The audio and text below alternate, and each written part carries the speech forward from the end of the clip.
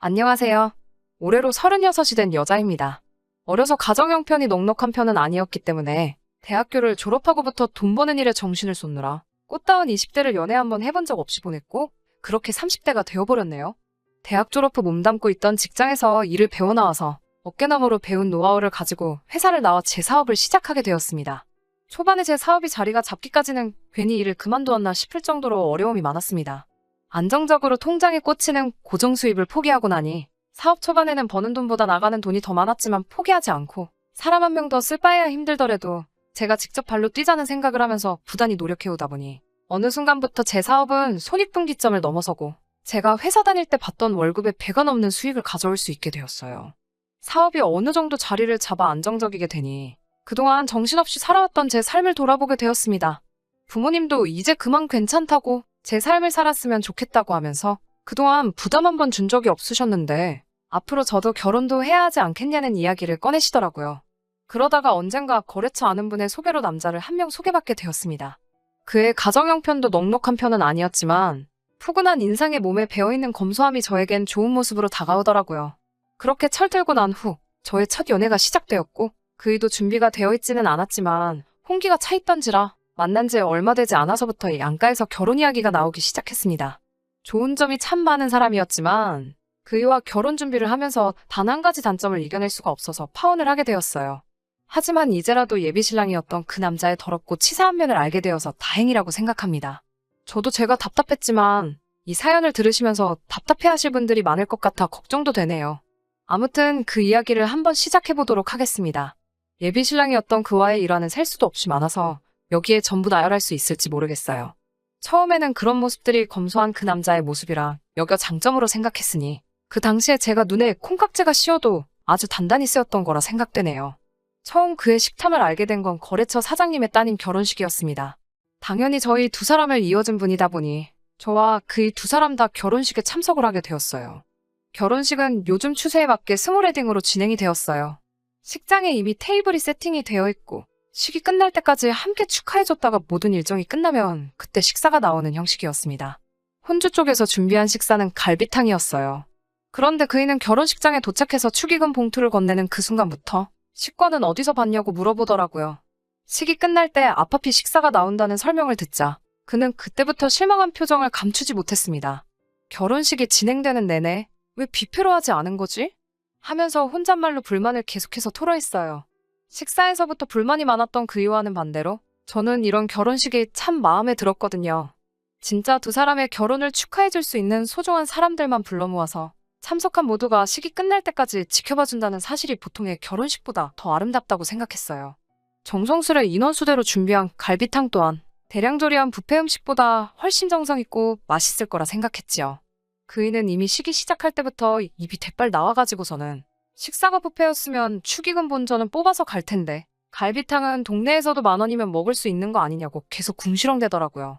하도 불만이 많아 보이니 그이에게 뷔페는 나중에 둘이서 근사한 데로 가자고 그 달은 특히 장사가 나쁘지 않아 여유가 있었기 때문에 그런 식으로 불만투성이었던 그이를 달랬습니다. 케이크 커팅이 끝나고 웨딩드레스를 곱게 차려입은 신부가 결혼식에 참석한 모든 분들에게 와주셔서 감사하다고 인사를 건네는데 그 모습이 그렇게 예뻐 보일 수가 없었어요. 불편한 걸음으로 결혼식에 참석한 모두에게 감사하다 인사를 전하는 게 저도 이런 결혼식을 올렸으면 싶더라고요. 그이한테도 우리도 결혼식을 이런 스몰웨딩으로 알아보는 게 좋겠다고 말했는데 결혼식은 뷔페여야지 하면서 별로 내키지 않아 했습니다. 요즘 식을 끝까지 보는 사람들이 어딨냐고 축의금 받고 취향껏 먹을 수 있게 뷔페로 하는 게 좋다고 고집을 굽히지 않았습니다. 각자 생각하는 게 다를 수도 있고 그의 말대로 제가 아름다운 결혼식에만 정신이 팔려 그런 걸 수도 있다는 생각에 그건 나중에 우리 식 올릴 때 다시 이야기하자고 말을 줄였습니다. 모든 식이 끝나자마자 5가지 반찬이 정갈하게 차려진 갈비탕이 앞앞이 세팅이 되더라고요. 그이는 이게 뷔페였으면 갈비찜만 먹어도 갈비탕에 들은 갈비보다 몇 대는 더 먹었을 거라고 하면서도 음식이 나오니 탕에다가 밥까지 말아서 엄청 잘 먹더라고요. 그이는 벌써 탕에 들은 갈비를 끝내고 국물에 말아버린 밥과 몇 가지 밑반찬만 집어먹으면서 제 갈비탕을 계속 뚫어져라 쳐다보고 있었어요. 저도 식사를 거의 끝마친 상황이기는 했는데 저한테는 양이 많은 편이라서 이미 배가 부르기도 했고 갈비에 붙어있는 살을 뜯어먹기엔 조금 주변 사람들 눈치도 있고 해서 살코기만 발라먹었거든요.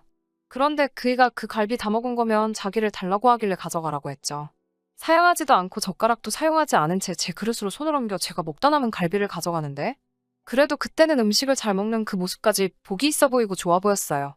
아, 얼마나 제가 사람 보는 눈이 없었는지 그때는 그게 예비신랑이었던 그이의 더러운 식탐이라는 생각은 꿈에도 한 적이 없습니다. 오히려 그때 그걸 눈치챘더라면 더러운 걸 보지 않고 저도 다른 인연을 찾아봤을 텐데 말이죠. 그 뒤로도 그이와는 연애를 계속해오면서 저희도 어느덧 결혼식 날짜가 잡히게 되었어요. 제가 모은 돈과 부모님이 돈을 보태주신 게 2억 정도 되었고 예비 시댁과 그이가 준비한 돈이 1억 5천 정도 되었어요. 그 돈으로 서울 외곽에 있는 오래된 아파트를 구하게 되었습니다. 오래된 아파트지만 서울에서 신혼살림을 차릴 수 있다는 사실에 감사했죠. 손재주가 좋은 그이가 업체를 쓰는 대신에 리모델링과 인테리어를 하기로 하고 필요한 혼수들까지 남편이 채우는 조건으로 반반 결혼을 하게 되었습니다.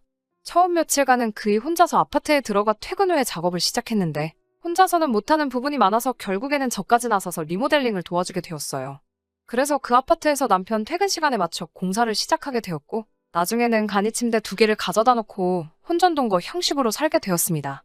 가끔씩은 업체한테 맡길 거라는 후회가 들기도 했지만 그래도 제가 살 집을 직접 손본다는 게 재밌어서 딱히 불만은 갖지 않았어요. 둘이서 함께 하나씩 고쳐나가는 게 재밌는 부분도 있어서 그런 점도 추억거리가 하나 생긴 것만 같아 썩 나쁘지만은 않더라고요. 하지만 그의 더러운 식탐 때문에 결국 이 사단이 나고 말았습니다.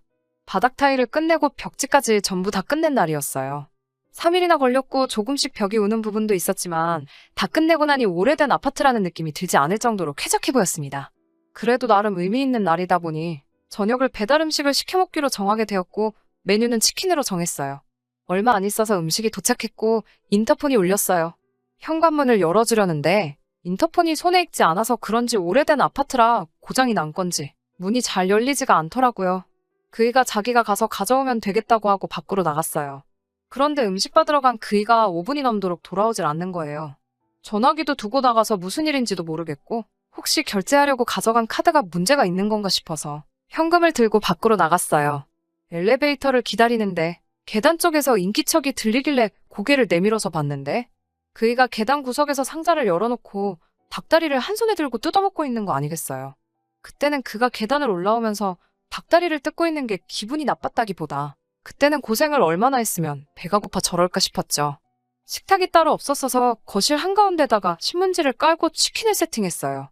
콜라를 마시려고 컵을 가지러 간 사이에 그이는 그 자리에서 하나 남은 닭다리를 꺼내더니 제게 먹어보겠냐는 말도 없이 뜯어먹기 시작하더라고요. 그때만큼은 기분이 상하더라고요. 저도 가족들하고 치킨 먹을 적에 부모님이나 동생들한테 맛있는 거를 늘상 양보해왔기도 하고 개인적으로 퍽퍽살을 더 좋아하기 때문에 달라고 하면 안 줄 것도 아니었는데 딴 사람도 아니고 아내 될 사람인 제가 먹는 게 그렇게 아까웠나 싶었어요. 조금 빈정이 상하긴 했지만 거기서 한번 또 참고 치킨무 껍데기를 까서 국물을 싱크대에 버리고 있었어요. 그이가 그런 저를 보더니 야! 야! 하고 소리를 지르면서 이게 뭐하는 짓이냐며 제 쪽으로 뛰어오더니 저를 확 밀치더라고요. 손에는 방금까지 뜯어먹던 닭다리를 쥔 채로요. 그이가 저를 밀치면서 팔꿈치를 싱크대에 부딪혀서 아파하고 있는데 그런 저는 안중에도 없고 저한테 치킨무 국물을 왜 버리냐고 고래고래 소리를 지르기 시작하더라고요. 완전 미식가의 비니에서는 치킨무 국물이 느끼할 때 얼마나 개운하고 맛있는 줄 아냐면서 한 소리를 하고 있길래 그때 감정이 북받쳐 올라서 그걸 가지고 뭐라 한마디를 했죠. 치킨무 국물 버린 거 가지고 너무하는 거 아니냐고. 닭다리를 혼자서 다 처먹은 것 하며 어차피 나는 퍽퍽살이 더 좋아서 닭다리는 관심도 없는데 고작 치킨무 국물 버린 거 가지고 치사하게 그랬어야만 했냐고요. 그이는 머쓱해졌는지 그제서야 저한테 사과를 했고 저도 놀라서 그런 거지 부딪힌 곳이 그렇게 아프지 않아서 그냥 참고 넘어갔죠. 그런데 그이는 제가 용서해줬다는 사실보다 제가 퍽퍽살 위주로 먹는다는 말이 더 기분이 좋았었나 봐요. 날개를 자기 접시에 덜더니 날개도 자기가 먹어도 되겠냐고 그제서야 물어보더군요. 더럽고 치사해서 안 먹는다고 그렇게 먹고 싶으면 너 다 먹으라고 했죠. 그날 이후로 예비 시어머니와 통화할 일이 생겨서 그날의 이야기를 했습니다. 예비 시모는 옛날에는 안 그랬고 저처럼 형제들한테 먹을 거 양보해주고 그런 아이였다고 예비 신랑을 옹호해주더라고요. 형제들한테는 양보해주고 저한테는 왜 양보를 안 해주냐 되물었더니 그때 못 먹은 게 한이 돼서 그러는 것 같다고 저보고 이해 좀 해달라고 하더라고요. 형제들한테 양보했다는 말에 그게 무슨 기분인지 저도 정확하게 알고 있었기 때문에 그 이야기는 더 꺼내지 않고 그냥 넘어가기로 했습니다. 하지만 정말 진심으로 참을 수 없는 사건이 그날이 지나고 일주일이 채 지나지 않아서 일어나고 말았습니다. 지금 그때의 일을 되새기기만 하는데도 벌써 손이 바들바들 떨려오기 시작하네요. 집안 인테리어는 거의 마무리가 되었고 남편 쪽에서 준비한 가구들이 들어오는 날이었습니다. 조금 게으름을 부렸나 뒷정리할 게 많이 남아있어서 저는 가게를 그날 직원에게 사정을 말해 하루를 아예 맡기고 일정을 정리했고 그이는 반차를 내고 점심 이후에 같이 도와주기로 했습니다. 정리할 게 많아서 그냥 월차 전부 다 쓰면 안 되겠냐고 물어도 봤는데 그날 회사에서 점심으로 중국집에서 회식을 하기로 했다면서 공짜밥인데 먹고 와야지 않겠냐고 하더군요. 그이가 중국집에서 음식을 싸운다는 건 기대도 안 했지만 그렇게 먹고 싶다니 그러라고 했죠. 그이를 출근시키고 아침 내내 정신없이 청소하는데 시간을 다 보냈습니다. 그러고 나니 조금 허기가 지더라고요. 냉장고에 뭐라도 있나 싶어서 열어봤는데 언제 사놓은 건지 편의점 김밥이 한 줄 있더라고요. 뭐 해먹기도 귀찮고 김밥이면 간단하게 먹을 수 있으니 그걸 꺼내 먹었어요. 편의점 김밥이라 그런지 김밥 속은 거의 없고 김하고 밥밖에 없는 게 맛도 더럽게 없었습니다. 김밥은 꼬다리가 맛있는 법인데 도무지 물 없이는 넘어가지도 않을 것 같아서 끄트머리 2개 남겨놓고 다 먹지도 못했네요. 점심시간이 지나고 생각보다 조금 늦게 그이가 집으로 돌아왔는데 웬일로 손에 검은 봉다리를 1개 들고 들어오더라고요. 저 혼자 집에서 점심도 못 먹었을 테니 당연히 저 먹으라고 제 점심을 포장해온 줄 알고 내심 기특하기도 했어요. 그런데 그이는 싱크대 옆에 제가 먹다 포기한 김밥을 보더니 돌변해서는 너가 이걸 왜 먹냐고 하면서 불같이 화를 내기 시작하는 것 아니겠어요. 그 모습에 살짝 겁이 나서 정리하고 나니까 허기가 져서 먹었다고 자초지종을 이야기하는데 제 이야기는 들을 생각도 없이 핸드폰으로 편의점을 검색하더니 여기 가서 당장 똑같은 걸로 다시 사오라고 하더군요. 집 근처에 똑같은 편의점이 있지만 집에서 꽤 떨어진 다른 아파트 단지에 있는 같은 이름의 편의점으로 가라고 하는 말에 뭐하러 거기까지 가야 하냐 물었더니 집 근처에 있는 편의점은 자기가 전날 마지막 남은 걸 사온 거니 여기에 가야 있을 거라고 하면서 입에 아주 개거품을 물면서 성질을 부리길래 저도 오만정이 떨어져서 제가 김밥을 왜 사오냐고 같이 화를 냈어요. 배고파서 김밥 좀 먹었기로서니 이런 식으로 나오는 게 어딨냐고요. 한참을 그걸로 티격태격하다가 그이가 포기했는지 휙 하고 돌아서서는 그이가 들고 온 검은 봉지를 주섬주섬 열더라고요. 그 안에는 중국 음식이 아니고 웬 시장에서 파는 것 같은 떡볶이가 들어있었어요. 그이의 뒤에다 대고 떡볶이 사왔으면 그걸 먹으면 되는 걸 고작 김밥 한 줄 가지고 딴 사람도 아니고 결혼할 상대한테 너무하는 거 아니냐고 성질을 내고 있으니 그이가 떡볶이 포장을 뜯더니 싱크대에 부어버리더라고요.